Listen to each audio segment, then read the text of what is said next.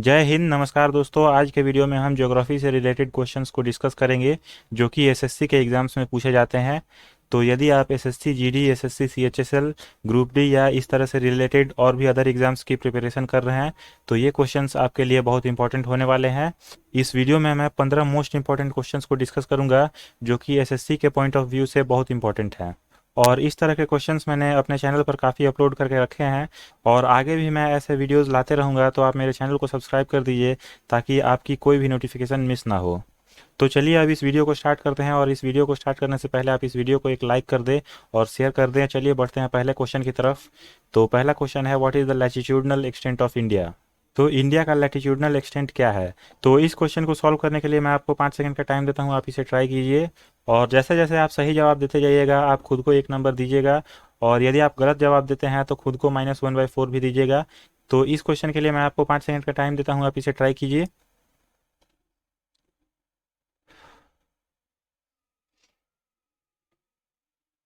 तो मैं आशा करता हूँ कि आपने इसे ट्राई किया होगा, और इसका सही आंसर है ऑप्शन बी। इंडिया का जो लैटिट्यूडनल एक्सटेंट है वो 8 डिग्री 4 मिनट्स नॉर्थ से लेकर 37 डिग्री 6 मिनट नॉर्थ तक है। और इसमें ये जो ईस्ट का ऑप्शन दिया है ये तो पहले ही कैंसिल हो जाना चाहिए था, क्योंकि जब हम लैटिट्यूड की बात कर रहे हैं तो वो या तो नॉर्थ होगा या साउथ होगा। तो मैं आशा करता हूँ कि आपने इसका सही जवाब दिया था, और यदि आपने सही जवाब दिया है तो आप खुद को एक नंबर दीजिए। और चलिए बढ़ते हैं दूसरे क्वेश्चन की तरफ।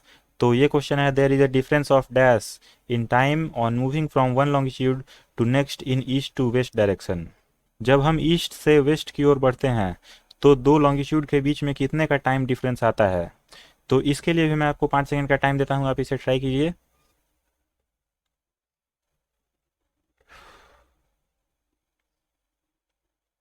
और मैं आशा करता हूँ कि आपने इसे ट्राई किया होगा, और इसका सही आंसर है +4 मिनट्स। नहीं, +4 मिनट्स नहीं, -4 मिनट्स होगा, क्योंकि हम इसमें ईस्ट से वेस्ट की ओर बढ़ रहे हैं। जब हम वेस्ट से ईस्ट की ओर जाते हैं तब +4 मिनट्स होता है, और इसमें हम ईस्ट से वेस्ट की ओर जा रहे हैं तो -4 मिनट्स सही आंसर होगा। तो यदि आपने -4 मिनट्स को टिक किया था तो आप खुद को एक नंबर दीजिए। और चलिए बढ़ते हैं अगले क्वेश्चन की तरफ। तो ये क्वेश्चन है, which longitude is the standard meridian of India. तो इंडिया का स्टैंडर्ड मेरिडियन कौन से लॉन्गिट्यूड को माना जाता है। तो इसके लिए भी मैं आपको 5 सेकंड का टाइम देता हूँ, आप इसे ट्राई कीजिए।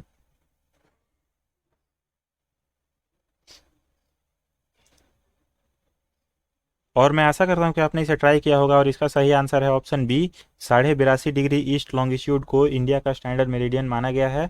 और यदि आपने इसका सही जवाब दिया तो आप खुद को फिर से एक नंबर दीजिए। और चलिए बढ़ते हैं अगले क्वेश्चन की तरफ। तो चौथा क्वेश्चन है, Indian standard meridian passes through. Indian standard meridian इन चारों में से किन सिटी से पास होता है। तो इसके लिए भी मैं आपको 5 सेकंड का टाइम देता हूँ, आप इसे ट्राई कीजिए।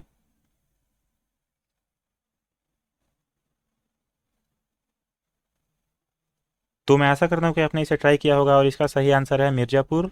इंडिया का जो स्टैंडर्ड मेरिडियन है वो मिर्ज़ापुर से पास होता है।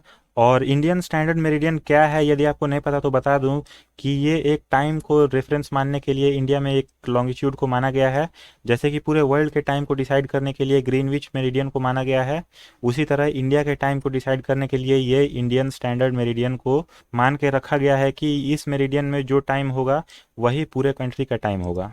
तो अब मैं ऐसा करता हूँ कि आपको ये क्वेश्चन समझ में आया होगा, और चलिए बढ़ते हैं अगले क्वेश्चन की तरफ। तो ये क्वेश्चन है, Andaman and Nicobar islands are a group of dash islands. तो Andaman and Nicobar islands total कितने छोटे छोटे आइलैंड्स का ग्रुप है। तो इसके लिए भी मैं आपको 5 सेकंड का टाइम देता हूँ, आप इसे ट्राई कीजिए।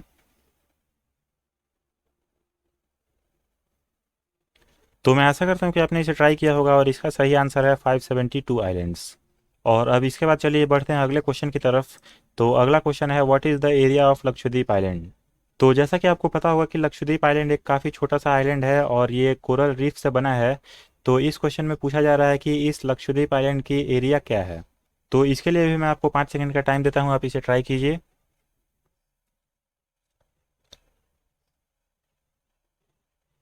और मैं आशा करता हूँ कि आपने इसे ट्राई किया होगा, और इसका सही आंसर है 32 square kilometre. Lakshadweep island 32 square kilometre में फैला हुआ है। और इसके बाद चलिए अगले क्वेश्चन की तरफ बढ़ते हैं। तो ये क्वेश्चन है, 1 nautical mile is equal to. एक नॉटिकल माइल में कितना, यहाँ बेसिकली यूनिट देना चाहिए था।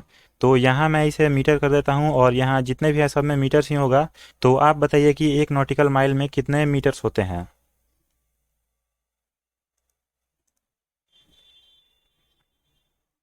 तो मैं आशा करता हूँ कि आपने इसे ट्राई किया होगा और इसका सही आंसर है 1852 मीटर्स। एक नॉटिकल माइल में 1852 मीटर्स होते हैं।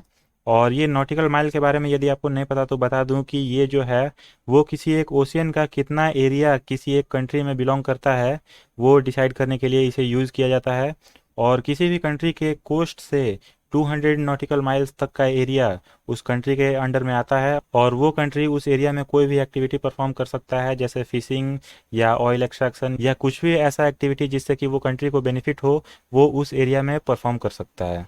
तो अब चलिए इसके बाद अगले क्वेश्चन की तरफ बढ़ते हैं। तो आठवां क्वेश्चन है which is the southern most point of India. तो इसके लिए भी मैं आपको 5 सेकंड का टाइम देता हूँ, आप इसे ट्राई कीजिए।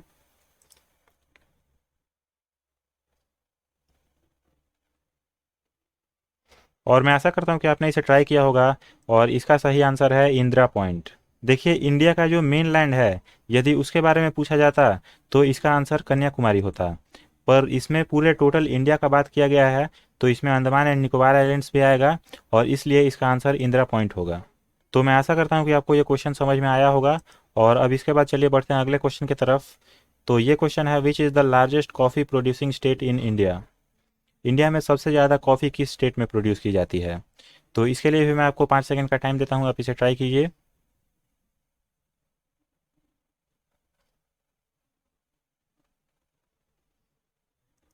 और मैं आशा करता हूँ कि आपने इसे ट्राई किया होगा और इसका सही आंसर है कर्नाटका। ये एक काफ़ी सिंपल सा क्वेश्चन था। चलिए बढ़ते हैं दूसरे क्वेश्चन की तरफ। तो ये क्वेश्चन है which is the largest coal producing state in India. तो ये भी उसी तरह का काफ़ी सिंपल सा क्वेश्चन है। इसके लिए भी मैं आपको 5 सेकंड का टाइम देता हूँ, आप इसे ट्राई कीजिए।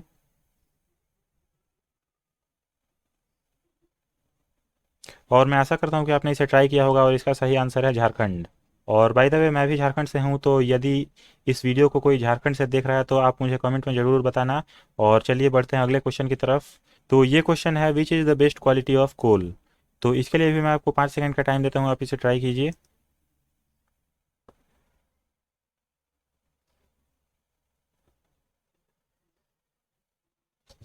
और मैं आशा करता हूँ कि आपने इसे ट्राई किया होगा और इसका सही आंसर है एंथ्रासाइट।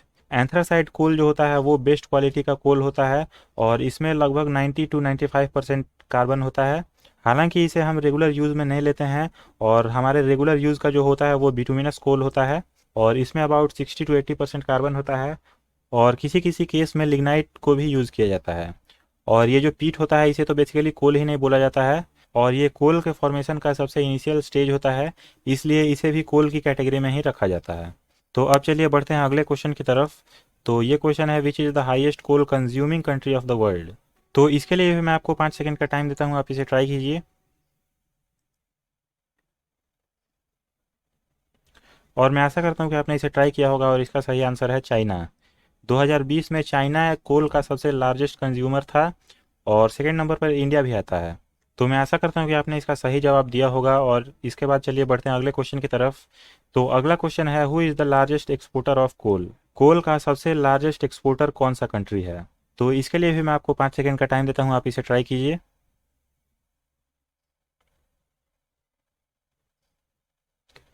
तो मैं आशा करता हूँ कि आपने इसे ट्राई किया होगा और इसका सही आंसर है इंडोनेशिया। इंडोनेशिया कोल का सबसे लार्जेस्ट एक्सपोर्टर है और इसमें सेकंड नंबर पर रसिया भी आता है। और चलिए अब इसके बाद अगले क्वेश्चन की तरफ बढ़ते हैं। तो ये क्वेश्चन है India's biggest mine of uranium is in which state. India का सबसे बड़ा यूरेनियम माइन किस स्टेट में है। तो इसके लिए भी मैं आपको 5 सेकंड का टाइम देता हूँ, आप इसे ट्राई कीजिए।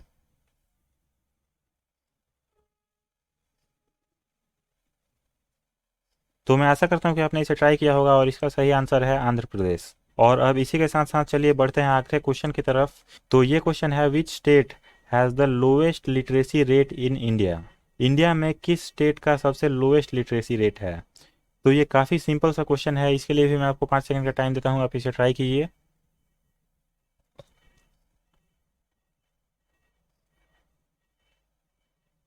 तो मैं आशा करता हूँ कि आपने इसे ट्राई किया होगा और इसका सही आंसर है बिहार। तो अब इसी के साथ साथ 15 क्वेश्चन की समाप्ति होती है और एक बोनस क्वेश्चन और मैं डिस्कस करना चाहता हूँ।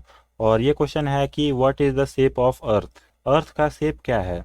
तो इसका आंसर कुछ लोग स्फेयर बोलते हैं, कुछ लोग ओवल बोलते हैं, पर इसमें आप बताइए कि अर्थ का एग्जैक्ट शेप क्या है। इसमें अर्थ का स्फेयर और ओवल शेप नहीं होता है। तो इसका जवाब आप मुझे कमेंट में लिखकर बताइए। तो चलिए अब मैं बताता हूँ कि अर्थ का शेप क्या है।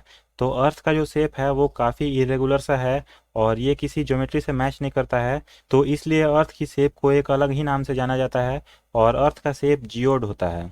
इसके शेप को जियोड बोला जाता है। और यदि ये बात आपको पहले नहीं पता थी तो आप मुझे कमेंट में ज़रूर बताएं, और ऐसे क्वेश्चंस के लिए आप मेरे चैनल को सब्सक्राइब कर दें और इस वीडियो को आप एक लाइक कर दें। मिलते हैं अगले वीडियो में, तब तक के लिए जय हिंद।